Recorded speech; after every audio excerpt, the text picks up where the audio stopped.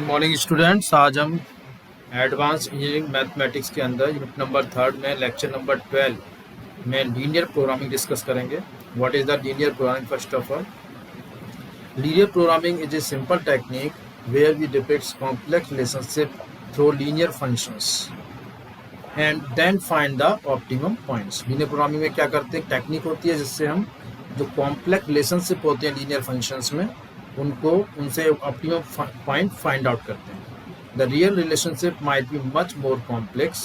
तो जो real relationship होता है वो बहुत ज़्यादा कॉम्प्लेक्स हो सकता है, but we can simplify them to linear relationship. लेकिन उसे हम सिंप्लीफाई कर सकते हैं लीनियर रिलेशनशिप में। So linear programming is the process, इसलिए लीनियर प्रोग्रामिंग की प्रोसेस होता है of taking various linear inequalities, different linear inequalities को लेते हुए रिलेटिंग टू सम सिचुएशन, कोई भी सेम सम सिचुएशंस को रिलेट करते हुए, and finding the best value obtainable under those condition, और उसके अंदर बेस्ट वैल्यूज ऑब्टेन की जाती हैं in condition. A typical example would be taking the limitations of material and labor। इसका एक एग्जाम्पल ये हो सकता है लिमिटेशंस का या कंडीशंस का, जैसे मटेरियल और labour, and then determining the best production. इसमें बेस्ट प्रोडक्शन डिटरमाइन करना है फॉर मैक्सिमल प्रॉफिट को मैक्सिमम करते हुए अंडर दोज कंडीशन, उन कंडीशनों के according. In real life linear programming is a part of a very important area of mathematics called optimization techniques। Real life में linear programming एक पार्ट होता है, बहुत ही इम्पोर्टेंट एरिया होता है मैथमेटिक्स का, जो कि ऑप्टिमाइजेशन टेक्निक कहलाता है। दिस फील्ड ऑफ स्टडी और at least the applied result of it are used every day in the organisation. तो ये जो फील्ड होता है स्टडी का, इसमें एवरी डे प्रत्येक दिन इसमें यूज़ किया जाता है इन द ऑर्गेनाइजेशन में, एंड एलोकेशन ऑफ रिसोर्सेज, और रिसोर्सेज के एलोकेशन में। Application of linear programming are everywhere around you. जो लीनियर प्रोग्रामिंग के एप्लीकेशंस हैं वो आपके चारों ओर दिखाई देते हैं। You use linear programming at personal and professional fronts. Linear programming को आप पर्सनली या प्रोफेशनली कैसे भी यूज़ कर सकते हैं। You are using linear programming when you are driving from home to work or want to take the shortest route। linear programming का हम यूज़ कर रहे हैं जैसे आप ड्राइव कर रहे हो होम से, घर से वर्क तक यानी ऑफिस तक जाने के लिए, और want to take the shortest route, और इसके लिए एक शॉर्टेस्ट रूट चाहते हैं। और when you have a project delivery, और मान लो आपको प्रोजेक्ट डिलीवरी करनी पड़ती है, you make strategies to make your team work efficiently for on time delivery. तो सही टाइम पे डिलीवरी हो, इसके लिए जो टीम का वर्क एफिशिएंटली करने के लिए स्ट्रेटजी बनाई जाती है, उसमें भी इसका यूज़ कर सकते हैं। Let us look at the step of defining A linear programming problem generally. चलो स्टेप देखते हैं कि लीनियर प्रोग्रामिंग प्रॉब्लम्स को जो डिफाइन करने में यूज़ किए जाते हैं जनरली। सबसे पहले आइडेंटिफाई द डिसीजन वेरिएबल। सबसे पहले डिसीजन वेरिएबल को आइडेंटिफाई करना पड़ता है। Second, write the objective function, then objective function को लिखना पड़ता है। And third, mention the constant, और कंस्टेंट को मेंशन करना पड़ता है। ये तीन स्टेप यूज़ किए जाते हैं। Explicitly state the non negative restriction, और लास्ट में हमें नॉन नेगेटिव कंडीशन या रिस्ट्रिक्शन लिखने पड़ते हैं। For a problem to be a linear programming problem, कोई भी प्रॉब्लम जो कि लीनियर प्रोग्रामिंग प्रॉब्लम है, the decision variable, objective function and constant all have to be linear function. इसमें जो सभी हैं, डिसीजन वेरिएबल हो या फिर ऑब्जेक्टिव फंक्शन हो या फिर कंस्टेंट हो, सभी लीनियर होने चाहिए। If all the three condition are satisfied, यदि तीनों कंडीशन सेटिस्फाई होती हैं, it is called a linear programming problem. ये लीनियर प्रोग्रामिंग प्रॉब्लम कहलाती है। The solution of a linear programming problem reduces to finding the optimum value. जो solution होता है लीनियर प्रोग्रामिंग प्रॉब्लम का, एलपीपी का, जो रिड्यूस करता है ऑप्टिमम वैल्यू फाइंड आउट करने में, लार्जेस्ट या smallest depending on the problem. वो लार्जेस्ट हो सकता है, स्मॉलेस्ट हो सकता है, क्योंकि प्रॉब्लम पे डिपेंड करता है। ऑफ द लीनियर एक्सप्रेशन, जो लीनियर एक्सप्रेशन गिवन है, कॉल्ड द ऑब्जेक्टिव फंक्शन, जिसे ऑब्जेक्टिव फंक्शन भी कहते हैं। तो इस ऑब्जेक्टिव फंक्शन को हम ऐसे लिख सकते हैं, f = c1 x1 + c2 x2 up to cn x। Subject to a set of constant expressed as inequalities. इसके बाद सब्जेक्ट टू के बाद हम सेट ऑफ कंस्टेंट लिखते हैं जो कि इनइक्वलिटीज की फॉर्म में इस तरह से लिखे जा सकते हैं। a11 x1 plus a12 x2 up to a11 xn less than equals to b1 up to am1 x1 plus am2 x2 up to amn xn less than equals to bn। इस तरह से हम कंस्टेंट को लिख सकते हैं और last में non negative condition all values of xi greater than equals to 0। ये नॉन नेगेटिव कंस्टेंट सभी decision variables greater than equals to 0 value greater than equals to 0 होनी चाहिए। The A, B and C are constant determined by capacities, need, cost, profit and other requirement and restrictions of the problem। यहाँ पे जो A, B, C हैं वो constant है जो determine किए जाते हैं कैपेसिटी या नीड या कॉस्ट या प्रॉफिट या अदर रिक्वायरमेंट्स और अदर रिस्ट्रिक्शन से problem. The problem can be stated in the matrix form S. Matrix form में प्रॉब्लम को इस तरह से स्टेट कर सकते हैं। Optimise Z equals to C X, जैसे यहाँ पे हमने ऊपर लिखा था f equals to c1 x1 plus c2 x2 up to cn xn। इसको यदि शॉर्ट फॉर्म में मैट्रिक्स फॉर्म में लिखा तो इस तरह सकते हैं optimise Z equals to C X. C में क्या आ जाएंगे सारे c1 c2 c3 इस तरह से सारे कांस्टेंट वैल्यूज आ जाते हैं एंड x के अंदर सारे वेरिएबल्स आ जाते हैं x1 x2 x3 up to xn। Subject to ax greater than equals to less than equals to और इक्वल्स टू b। ये कोई सा भी इसमें साइन आ सकता है कंस्टेंट में, या तो लेस देन इक्वल्स टू या ग्रेटर देन इक्वल्स टू या इक्वल्स टू और इसके बाद b आता है और लास्ट में नॉन नेगेटिव कंडीशन में x greater than equals to 0 आता है। तो मैट्रिक्स फॉर्म में जो उसमें a था a की वैल्यू को इस तरह से लिख सकते हैं हम a11 a12 up to a1n और लास्ट में am1 am2 up to amn और b को लिख सकते हैं b1 b2 up to bm। Because यहाँ पे constant number of constant m है और number of decision variables n है। अब कुछ इसमें आपको जब भी ये लिखते हो लीनियर प्रोग्रामिंग प्रॉब्लम कुछ आपको पॉइंट्स है ध्यान रखने होते हैं वो इस तरह से। Each entry of the column vector B is taken to be non negative, जिसमें लास्ट में जो बी की जो वैल्यू होती है जो वेक्टर बी में आती है वैल्यूज वो वैल्यू कॉलम के अंदर कोई भी नॉन नेगेटिव नहीं होनी चाहिए। इफ नॉट यदि ऐसा नहीं है we multiply the constant by -1 to make it सच। यदि मान लो नेगेटिव आ रही है राइट साइड में कोई वैल्यू तो उसको माइनस से मल्टीप्लाई कर देते हैं लेफ्ट और राइट साइड में, जिससे राइट साइड में जो नेगेटिव वैल्यू वो पॉजिटिव में कन्वर्ट हो जाती है।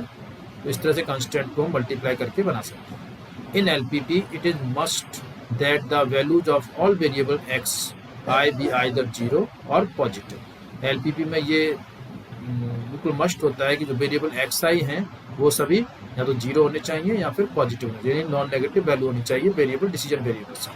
All decision variables are non negative. Third number in general LPP it is assumed that the number of rows of coefficient matrix A is less than its number of column. इसमें ये assume किया जाता है LPP में कि जो number of रोज हैं coefficient matrix ए में वो लेस देन होने चाहिए नंबर ऑफ कॉलम्स की। Basic definitions of theorem of LPP, कुछ बेसिक डेफिनेशंस या थ्योरम्स हैं एलपीपी की जो यहाँ पे डिस्कस कर रहे हैं। सबसे पहले सॉल्यूशन क्या होता है एलपीपी का, values of the decision variable X I satisfying the constant of general LPP is known as the solution to that LPP. यानी जो डिसीजन वेरिएबल्स हैं उनकी जो वैल्यूज निकालते हैं जो कि सारे कंस्टेंट को सेटिस्फाई करती हैं एलपीपी के, वो क्या कहलाते हैं सॉल्यूशन ऑफ दैट एलपीपी। इसके बाद है basic solution. Consider a system ax equals to b of m equation in n unknown variables। एक हमने सिस्टम लिया ax equals to b m equation का जिसमें n small n unknown variables हैं, जिसमें small n greater than small n है, यानी जो नंबर ऑफ वेरिएबल्स हैं वो ग्रेटर है नंबर ऑफ कंस्टेंट्स।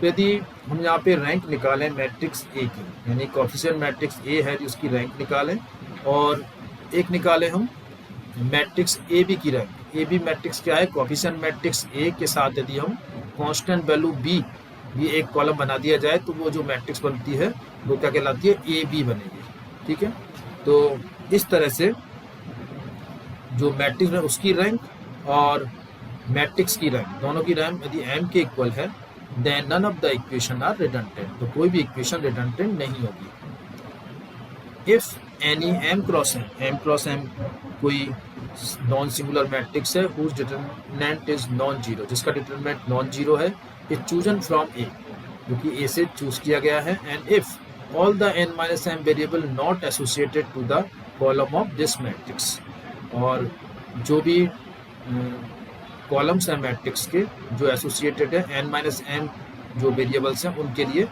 तो are set equal to zero, जिनको जीरो के इक्वल सेट किया गया है, यानी m वेरिएबल्स हैं वो नॉन जीरो हैं, और जो other n minus m variables हैं उनकी वैल्यू जीरो सेट की जाए, the solution to be resulting system of equation is called basic solution. तो इस तरह से जो सॉल्यूशन निकलता है सिस्टम ऑफ इक्वेशन का उसको क्या कहते हैं, बेसिक सॉल्यूशन कहते हैं। In other word a solution obtain by setting any n minus m variables to zero is called a solution. इस तरह से ऐसा सॉल्यूशन जिससे इसमें n माइनस m वेरिएबल्स को जीरो किया जाए वो सॉल्यूशन कहलाता है, provided the determinant of the coefficient to the remaining m variable is not zero, जबकि जो डिटरमिनेंट के कोएफिशिएंट में जो m वेरिएबल्स होते हैं उनकी वैल्यू नॉन जीरो होती है। Thus in a basic solution at least n minus m variable must vanish. इस तरह से बेसिक सॉल्यूशन में n minus m variables vanish हो जाते हैं। इसके बाद है basic variables. The m variables associated with the column of non-singular matrix which may be different from zero are called basic variables. m variables जो कि column के साथ एसोसिएट होते हैं नॉन सिंगुलर मैट्रिक्स में, जो कि डिफरेंट होते हैं जीरो से, आर कॉल्ड बेसिक वेरिएबल्स। वो क्या कहलाते हैं, बेसिक वेरिएबल्स कहलाते हैं।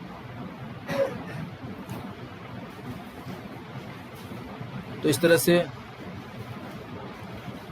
पहला था हमारे पास बेसिक सॉल्यूशन, जिसमें हमने क्या किया था कि m जो वैल्यूज होती हैं मैट्रिक्स ए में वो क्या है, नॉन जीरो होंगी, और n माइनस m वेरिएबल्स की वैल्यू जीरो होगी। तो इस कंडीशन में सॉल्यूशन होगा वो क्या कहलाएगा, बेसिक सॉल्यूशन।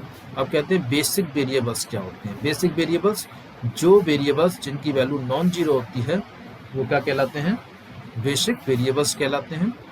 इसके बाद दो तरह के होते हैं basic variables, non degenerate basic variable solution और डिजनरेट बेसिक सॉल्यूशन।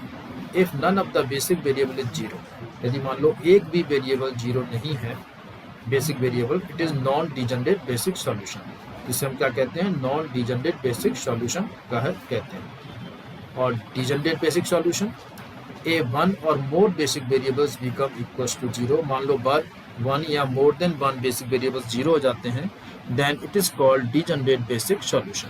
तो ये क्या कहलाएगा, डिजनरेट बेसिक सॉल्यूशन कहलाएगा। Theorem, a necessary and sufficient condition for the existence and non degeneracy of the basic solution of ax equals to b। एक necessary और sufficient condition non degeneracy of basic solution के लिए जिसमें system ax equals to b है, is that every set of m column of the augmented matrix AB is linearly independent।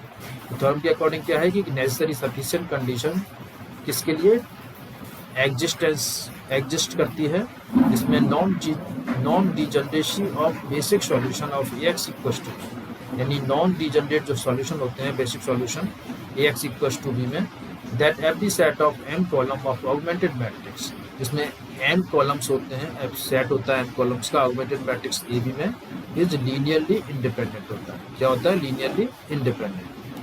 Next is feasible solution. A feasible solution of a LPP is the set of variables. Feasible solution LPP का एक set of variables होता है which satisfies the set of constant, जो कि set of constant को satisfy करता है, and non negative restriction of the problem, और नॉन नेगेटिव रिस्ट्रिक्शंस को भी सेटिस्फाई करता है। नेक्स्ट है basic feasible solution BFS। A feasible solution of a general LPP is also a basic solution is called the basic feasible solution। यदि एक feasible solution basic भी है तो क्या कहलाएगा, basic feasible solution कहलाएगा। अब basic feasible solution भी दो तरह के होते हैं, नॉन डिजनरेट BFS और डिजनरेट BFS। तो नॉन डिजनरेट BFS में क्या होता है कि none of the basic variable is zero, कोई भी बेसिक वेरिएबल जीरो के इक्वल नहीं होता है। और डिजनरेट BFS में क्या होगा, at least one of the basic variables is zero, कम से कम एक वेरिएबल्स जीरो होगा, और मोर देन वन भी हो सकते हैं।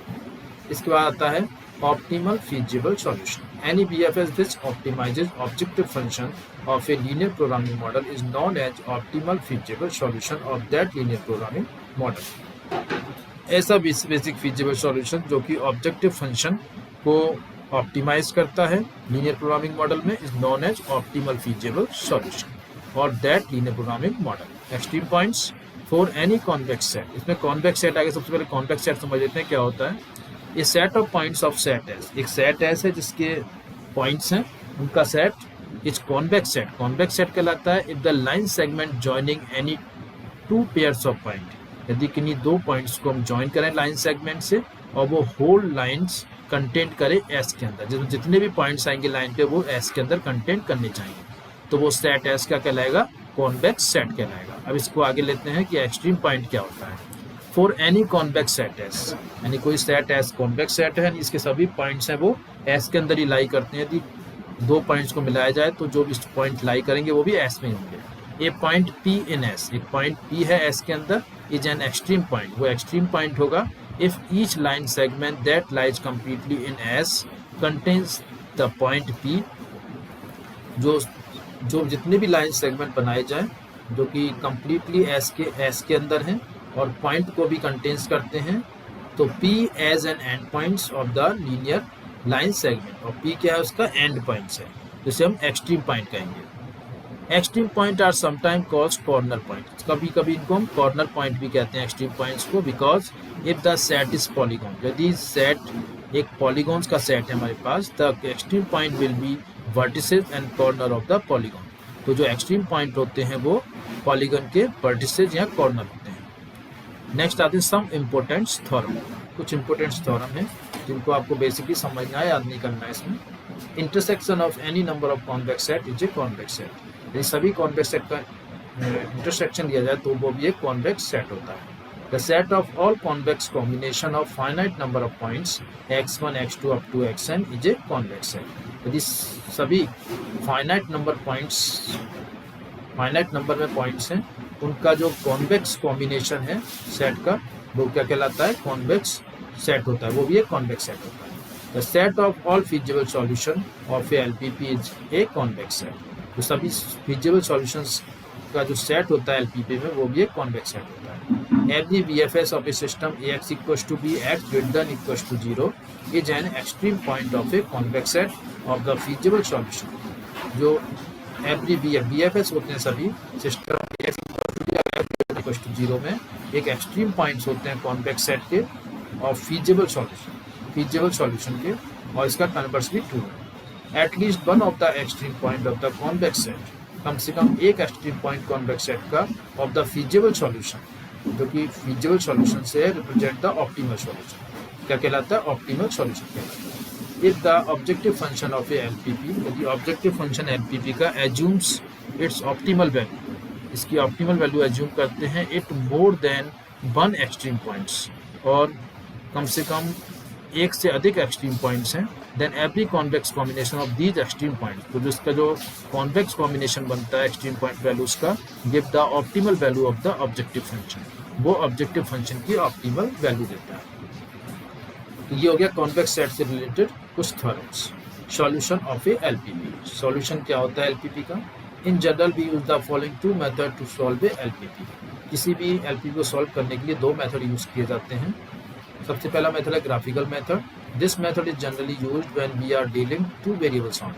यदि मान लो हम दो वेरिएबल्स यूज कर रहे हैं, उस कंडीशन में ग्राफिकल मेथड का यूज किया जाता है. ऑलरेडी आप पढ़ भी चुके हो इस मेथड को. सेकंड है सिंप्लेक्स मेथड.